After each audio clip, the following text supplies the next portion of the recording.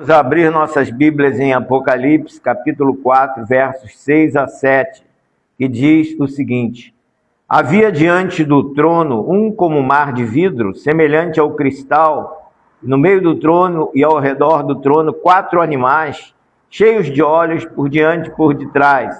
O primeiro animal era semelhante a um leão, o segundo animal semelhante a um bezerro, tinha o terceiro animal o rosto como de homem, e o quarto animal era semelhante a uma águia voando. Vamos ficar por aqui, que Deus abençoe esta palavra em nossos corações. Amém. Podeis assentar. O tema dessa mensagem que nós temos repetido é que a Bíblia é um jardim zoológico. Na verdade, não é que a Bíblia seja um jardim zoológico. A Bíblia é como um jardim zoológico, porque nós temos vários animais que podem ser vistos por nós, sem precisarmos sair de casa para ir a um determinado lugar onde esses bichos são exibidos ao povo. Então, dizem que a Bíblia é um jardim zoológico por esse motivo, considerando esse aspecto. Na verdade, ao esculpirmos as páginas sagradas, descobrimos a presença de animais desde Gênesis até Apocalipse. No primeiro capítulo de Gênesis aparece a criação das aves, dos répteis e dos animais marinhos. No quinto dia da criação, aparecem os animais terrestres. No capítulo 3 de Gênesis, a Bíblia testifica que a serpente era mais astuta das animarias do campo. O próprio Jesus reconheceu esta astúcia ao dizer aos discípulos: Eis que vos envio como ovelhas no meio de lobos, portanto, sede prudentes como as serpentes e simples como as pombas. Evangelho de Mateus, capítulo 10, versículo 16. O diabo, por sua vez, procurou o animal mais astuto para seduzir o primeiro casal. Por conta de ter servido de instrumento de Satanás para enganar a mulher de Adão, a serpente foi amaldiçoada por Deus. Meus irmãos, quantas pessoas são usadas por Satanás nos dias de hoje? Não precisa nem ir a centro espírita ou terreiros de macumba ou candomblé. O mundo está cheio de pessoas que são usadas pelo diabo para fazer mal aos outros, como a serpente o fez no jardim do Éden. No capítulo 3 de Gênesis, versículo 15, Deus identifica o diabo como aquele que teria uma grande inimizade com a mulher e a sua semente. Este lhe feriria o calcanhar e aquela lhe feriria sua cabeça por meio do seu filho Jesus. Em Apocalipse, capítulo 12, João, em linguagem simbólica, identifica o diabo, o dragão que foi precipitado do céu como a antiga serpente. E foi precipitado o grande dragão, a antiga serpente, chamado Diabo e Satanás, que engana todo mundo. E seus anjos foram lançados com ele. Apocalipse, capítulo 12, versículos 9. A semente da mulher, que feriu a cabeça da serpente, é o próprio Jesus, consoante Apocalipse 12, versículo 5. E deu à luz um filho, um varão, que há de reger todas as nações com vara de ferro, e o seu filho foi arrebatado para Deus e para o seu trono. É claro que esta mensagem está se referindo ao próprio Jesus. Agora, identificado Jesus, a mulher que teria inimizade com a serpente, quem seria? Essa mulher não é real, pois o texto de Apocalipse 12 diz que João viu um grande sinal no céu, uma mulher vestida de sol, tendo a lua debaixo dos seus pés e uma coroa de 12 estrelas sobre a sua cabeça. não é uma mulher, uma pessoa humana. Essa mulher que deu à luz a Jesus, isto é, de onde Jesus veio, é o Israel espiritual, constituído de membros do Velho e Novo Testamento, que se constituíram povo de Deus na sua totalidade. A nação santa que sempre foi perseguida pela serpente, visando destruí-la. Um episódio interessante ocorreu com o povo de Deus no deserto. Partindo do monte de Or, pelo caminho do Mar Vermelho, a rodear a terra de Edom, teve sua alma angustiada neste caminho. O povo falou contra Deus e contra Moisés: por que nos fizeste subir do Egito, para que morrêssemos neste deserto? Pois aqui nem pão nem água há, e a nossa alma tem fastio desse pão, ou seja, do maná. Tão vil, referindo-se ao maná que Deus havia mandado do céu para sustentar o povo, consoante Números capítulo 21, versículo 4. Então Moisés mandou entre o povo serpentes ardentes que morderam o povo, e morreu muita gente em Israel. Números capítulo 21, versículo 6. Pelo que o povo veio a Moisés e disse: havemos pecado, porquanto temos falado contra o Senhor e contra ti. Ora ao Senhor que tire de nós estas serpentes. Então Moisés orou pelo povo e disse: o Senhor a Moisés: faz uma serpente ardente e põe-na sobre uma haste, e será que viverá todo o mordido que olhar para ela. E Moisés fez uma serpente de metal e pô-la sobre uma haste, e era que mordendo alguma serpente, alguém olhava para a serpente de metal e ficava vivo. Números capítulo 21, versículos 7 a 9. Essa serpente na haste era o modelo de Cristo. Jesus lembrou a Nicodemos esta passagem e disse-lhe: e como Moisés levantou a serpente no deserto, assim importa que o Filho do Homem seja levantado, para que todo aquele que nele crê não pereça, mas tenha a vida eterna. João capítulo 3, versos 14 a 15. Jesus aproveitou este texto para apresentar a Nicodemos que, assim como o povo de Israel, mordido pela serpente, olhava para a haste com a figura da serpente, ficava curado. Quem olha para Jesus na cruz fica curado da mordida letal do pecado. O apóstolo Paulo aborda esta questão por um outro ângulo, ou seja, condenando a murmuração, que é um pecado como todos os demais, mas que irrita a Deus. Na primeira carta aos Coríntios, no capítulo 10, ele diz: e não tentemos a Cristo como alguns deles também tentaram e pereceram pelas serpentes, e não murmureis como também alguns deles murmuraram e pereceram pelo destruidor. Como tem gente reclamando, pessoas reclamam do calor, do frio, da falta de chuva, da inundação, da falta de dinheiro, da falta de emprego, da falta de saúde, da falta de hospitais, da falta de governadores sérios, enfim, da falta de tudo, de escolas, de amor. Agora, reclamando do fenômeno El Niño. Há ainda pessoas que reclamam porque Deus levou um ente querido da família. Deus sabe o que faz, mas nós reclamamos, mesmo assim. Porque Deus não deu livramento num assalto, porque Deus permitiu tal enfermidade, tamanha dor. Uma mulher era conhecida na comunidade por reclamar de tudo. Ela se alimentava de murmuração. Um dia, ao visitar uma amiga, percebeu umas frutas enfeitando a mesa da sala. Não se conteve, mas diz que péssimo gosto teve quem fabricou estas frutas de plástico.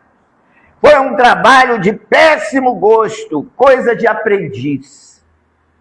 A anfitriã Delicadamente corrigiu-a: amiga, essas frutas não são de plásticos, são naturais, quem as fez foi Deus. As mesmas mãos que elaboraram e criaram estas frutas, e com o mesmo gosto que as produziram, produziram também a senhora. A murmuração faz qualquer pessoa infeliz e provoca a ira de Deus. Conta-se que um feio e triste grilo, escondido entre a ervinha florida, contemplava pensativo uma borboleta. Voltava sobre o prado, divagando de flor em flor, aquela borboleta. Ah, dizia o grilo, quão dessemelhantes são os destinos, como diferentes eles são. A natureza deu a ela tudo e a mim nada. Ninguém olha para mim, nem mesmo me conhece. Mas me valeria não existir.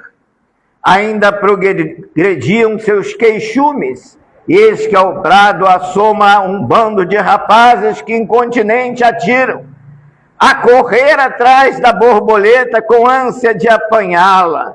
Chapéus, lenços, redes, raquetes, buçá, casquetes, tudo é posto em ação para caçá-la. De balde trata de escapar-lhes bem depressa, e a borboleta é alcançada, é presa deles. Oh, disse então o grilo, cessem já as minhas queixas. Muito caro custa trilhar o mundo. Quanto devo apreciar o meu retiro, onde vivo humildemente, mas com segurança e tranquilidade.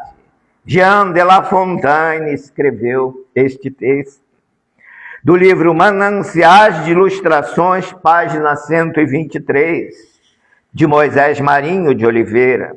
O apóstolo Paulo, escrevendo aos crentes de Filipos, assim se pronuncia: fazei todas as coisas sem murmurações, nem contendas, para que sejais irrepreensíveis, sinceros, filhos de Deus inculpáveis no meio de uma geração corrompida e perversa, entre a qual resplandeceis como astros do mundo. Filipenses, capítulo 2, versos 14 a 15. O apóstolo Pedro, em sua primeira carta, capítulo 2, versículo 1, aconselha os crentes para deixar toda malícia e todo engano e fingimento, invejas e murmurações. A serpente continua seduzindo as pessoas para pecarem contra Deus. O salmista no Salmo 91 diz: aquele que habita no esconderijo do Altíssimo, à sombra do Onipotente descansará. Ele te livrará do laço do passarinheiro e da peste perniciosa. Te cobrirá com as suas penas e debaixo de suas asas estarás seguro. O Altíssimo é a tua habitação. Nenhum mal te sucederá, nem praga alguma chegará à tua tenda. Pisarás o leão e a áspide, e calcarás aos pés o filho do leão e a serpente. Salmo 91, versos de 1 a 13. A serpente se tornou a personificação do mal e cumpriu-se na íntegra a inimizade entre a mulher e a sua semente e a serpente. Onde aparece uma serpente, o homem tenta massacrar-lhe a cabeça. Em contrapartida, esta tenta morder-lhe o calcanhar. Mas o maior golpe desfechado pela semente da mulher contra a serpente, registrado na história, foi a morte de Cristo na cruz, que constituiu-se na vitória do povo de Deus contra Satanás e a antiga serpente. Por conta das investidas ofídicas contra o homem, ocasionando-lhe a depravação moral e espiritual, Deus resolveu pôr fim a toda a humanidade perversa por meio do dilúvio, conforme registro de Gênesis capítulo 6. Mas ordenou a Noé que selecionasse dos animais limpos 7 e 7, ou seja, 7 machos e 7 fêmeas de cada espécie, e os introduzisse na arca. E ordenou também das aves do céu 14 animais, 7 e 7, macho e fêmea, respectivamente. Quanto aos não limpos, um par de animais, macho e fêmea, para que se conservasse em vida a semente em toda a face da terra. Gênesis capítulo 7. Dizem que quando Deus ordenou a entrada de animais na arca, o diabo providenciou logo a entrada de um casal de cupins, macho e fêmea, mas Deus imediatamente esterilizou a fêmea por um período de aproximadamente 1001 anos. O IBAMA é o órgão de proteção da preservação do meio ambiente dos animais em nosso país. Mas quem cuida verdadeiramente dos animais é Deus.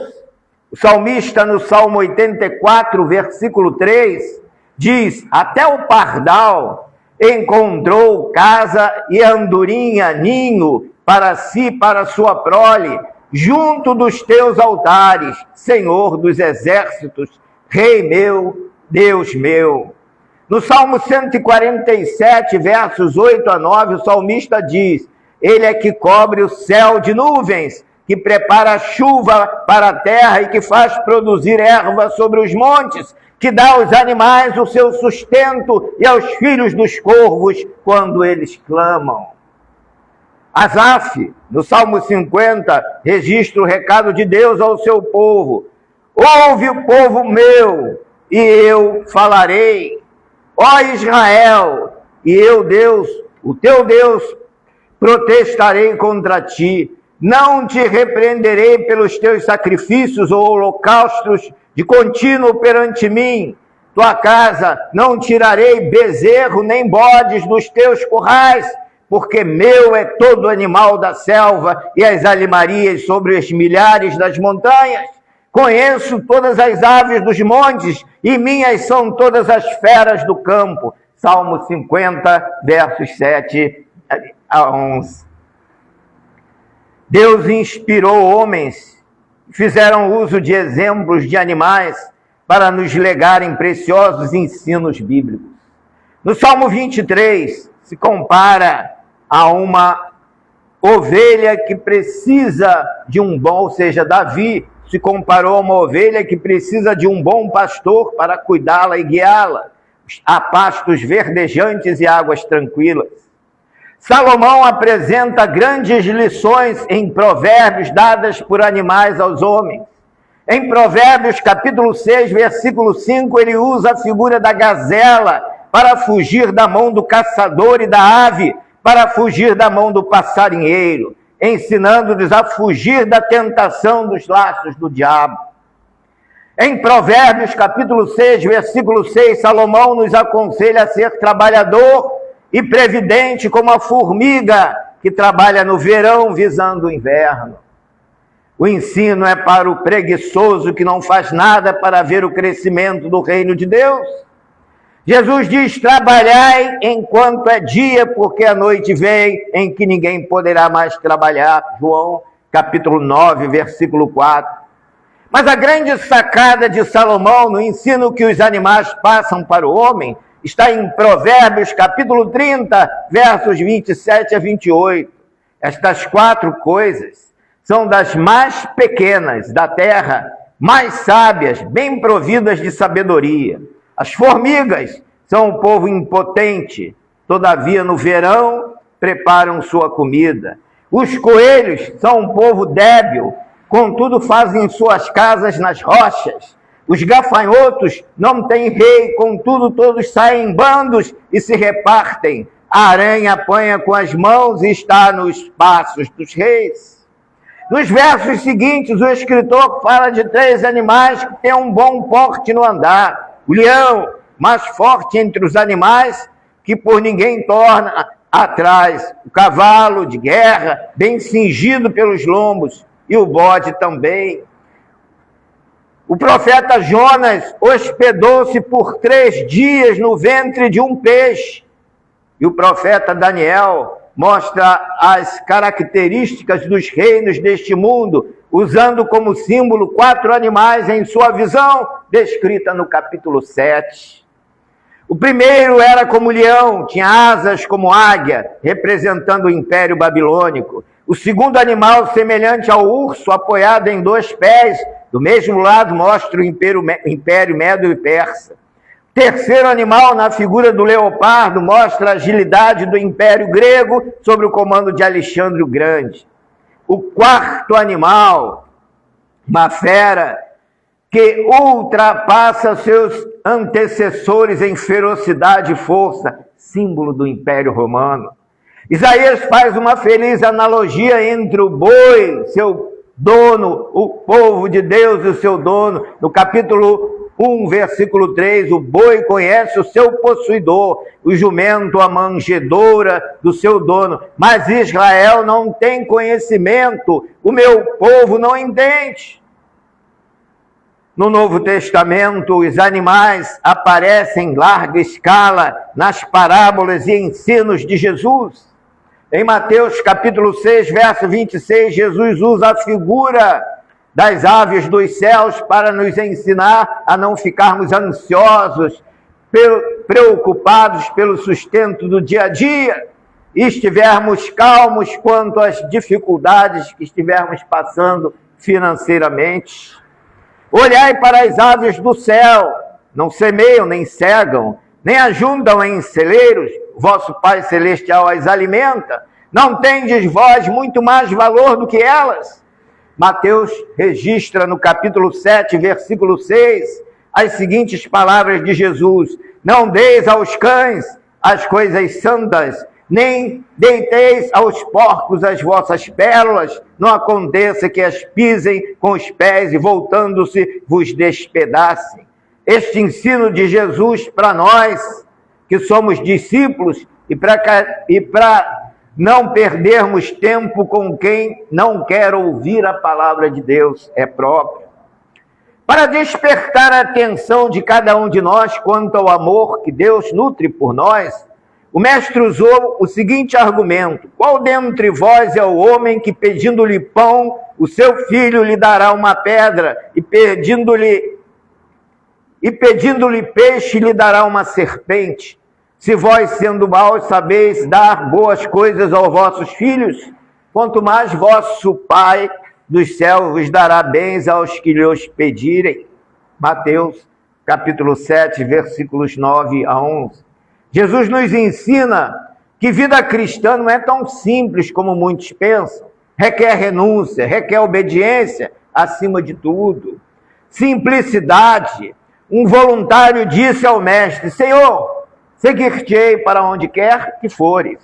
Jesus lhe respondeu: as raposas têm seus covis, os pássaros têm os seus ninhos, mas o Filho do Homem não tem onde reclinar a sua cabeça.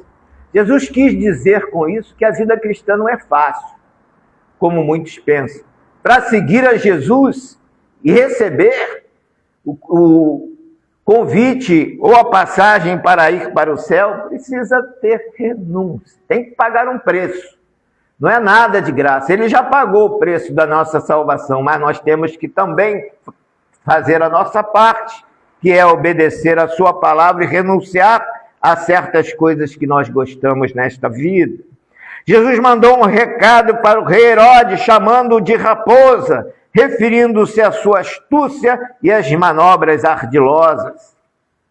Ide, dizei àquela raposa: eis que eu expulso os demônios e efetuo curas hoje e amanhã, no terceiro dia sou consumado. Lucas capítulo 13, versículo 32. Ao usar a expressão, é mais fácil um camelo entrar no fundo de uma agulha do que um rico entrar nos céus. Jesus estava dizendo a total impossibilidade de alguém entrar no céu confiando em suas riquezas. Lucas capítulo 18, versículo 25. O peixe foi multiplicado por Jesus em 2 ocasiões. Na primeira, registrada por Mateus, capítulo 14, versos 13 a 21, e os outros evangelistas, também como Lucas, João e Marcos. Alimentou-se assim, naquele momento, 5.000 homens, fora mulheres e crianças. A segunda multiplicação de peixe, também narrada pelos evangelistas, o peixe foi multiplicado para alimentar 4.000 homens, fora as mulheres e as crianças. Além da ovelha, o peixe era o animal mais consumido na Palestina na época de Jesus. A ovelha é o animal mais importante da Bíblia.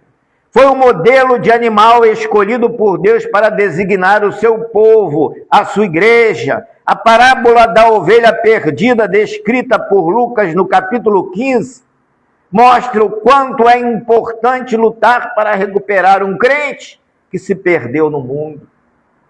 Jesus disse à mulher cananeia: eu não fui enviado, senão as ovelhas perdidas da casa de Israel. Evangelho de Mateus, capítulo 15, versículo 24.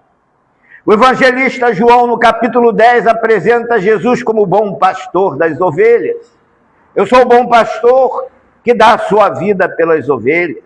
Eu sou a porta, se alguém entrar por mim, salvar-se-á, entrará, sairá e achará pastagens.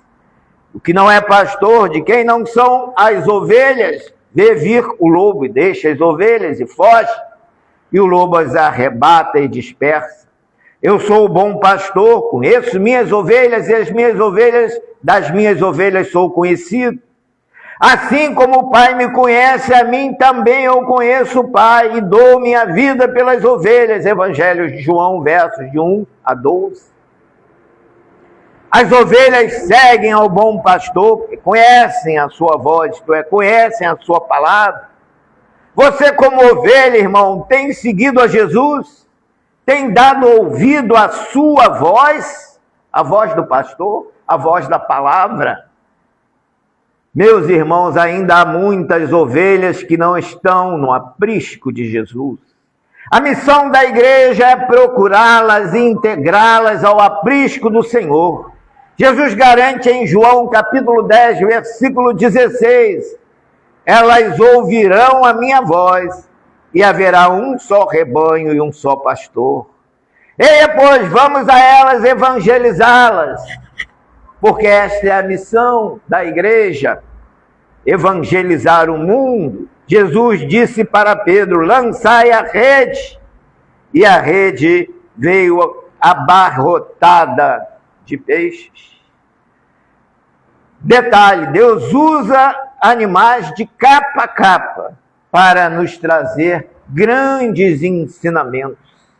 Por isso, irmãos, nós precisamos nos ater a esses exemplos. Nós precisamos visitar este jardim zoológico divino que está na palavra de Deus, para aprendermos mais o que está escrito e assim aplicarmos sempre em nossas vidas com dignidade. Vou citar duas coisas que maravilharam o rei Agur: o caminho da águia no céu e o caminho da cobra na rocha. Provérbios capítulo 30, versos 18 a 19. A cobra andando sobre a rocha não deixa marcas. Quem caminha com Cristo, que é a rocha, não pode deixar marcas do pecado. A águia vive nas alturas, perto do céu, renova suas forças na rocha. Neste momento me ocorre uma das mensagens do profeta Isaías, que já foi até mencionada aqui. Ele faz a seguinte citação: o boi conhece o seu dono e o jumento a manjedoura, mas Israel não tem conhecimento do seu dono, de Deus. Não é assim que acontece com muitos crentes. Os animais conhecem o dono. Os animais amam o dono, dão até a vida pelo dono, como é o caso do cachorro. Mas e os crentes? Dão a vida pelo seu dono? São fiéis ao seu dono?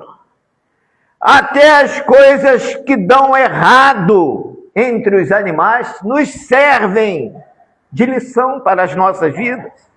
Podemos tirar grandes coisas para o nosso dia a dia, como podemos extrair de uma velha lenda que diz que os bichos resolveram ampliar seus conhecimentos, criaram uma escola dominical na floresta, mas que funcionava todos os dias.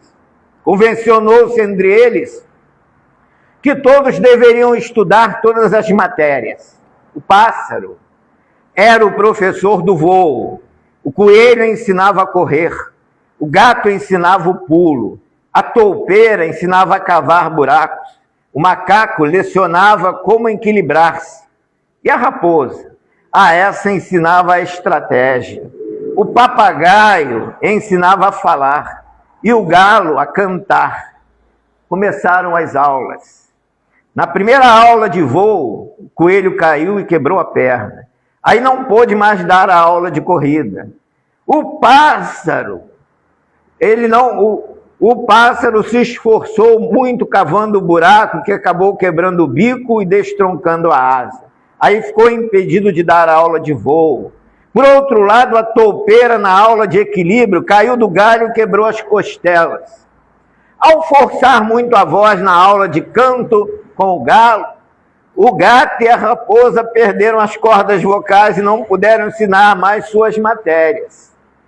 Enfim, por falta de professores e alunos, a escola teve que fechar as portas. O que aprendemos com esta lição dada pelos animais? Cada macaco no seu galho, ou seja, cada crente deve respeitar o dom e o talento do outro e entender suas limitações para não se frustrar e se machucar. Segundo lugar, nenhuma igreja funciona sem membros, nenhuma escola dominical funciona sem professores e alunos. Ora, para que haja um bom funcionamento, Deus, em sua sabedoria, Ele ministrou os dons para serem usados, cada um de acordo com a escolha dada pelo Espírito Santo. E o mesmo Deus, mas o Espírito, o mesmo que diz que há diversidade de ministérios, há diversidades de dons, mas o mesmo Espírito diz que há diversidade de ministérios, mas o Senhor é o mesmo. Mas a manifestação do ensino é dada a cada um para aquilo que for útil. 1 Coríntios, capítulo 12, versículos 4 a 7. Isso quer dizer o seguinte: por maior boa vontade que tenhamos, é natural nós querermos ajudar. Porém, nós temos que nos esforçar para apresentar o melhor daquilo que Deus nos deu como dom. Porque se nós tentarmos pegar o dom do outro irmão, nós vamos negligenciar o nosso. Agora, quem tem vários dons, evidentemente, vai se valer deles. Mas, em contrapartida, a responsabilidade será maior, que será uma cobrança maior da parte de Deus. Portanto, embora seja salutar nós pensarmos como os animais pensaram, vamos preparar todo mundo sabendo tudo. Não funcionou. Os irmãos viram o desastre. A igreja é a mesma coisa. Se a gente quiser que todas as pessoas façam tudo, que todos sejam pregadores, cantores, que sejam porteiros, que trabalhem também na faxina da igreja, enfim, nós não vamos chegar a lugar algum. Mas vamos sim, com amor, procurar aperfeiçoar os dons que Deus nos deu, procurando valorizar esses dons e usando-os da melhor forma possível e pedindo sempre a Deus capacidade maior para aprendermos mais e exercitá-los em prol do reino de Deus. A igreja é um conjunto. A igreja trabalha como uma orquestra. A igreja trabalha como corpo humano, como o apóstolo Paulo diz. Uns receberam uns dons, outros receberam dons diferentes, mas eles são somados para que a obra de Deus cresça. E o principal de tudo é a harmonia. Para que haja uma boa sinfonia que chegue aos ouvidos das pessoas e alegrem o coração das pessoas, é necessário que as notas musicais saiam perfeitas e os instrumentos sejam também afinados, para que a orquestra possa produzir som que agrade aos ouvidos de quem ouve. Que Deus possa assim nos ajudar a entendermos qual a nossa função e o que devemos fazer para melhorar no dia a dia. Que Ele abençoe a todos. Amém.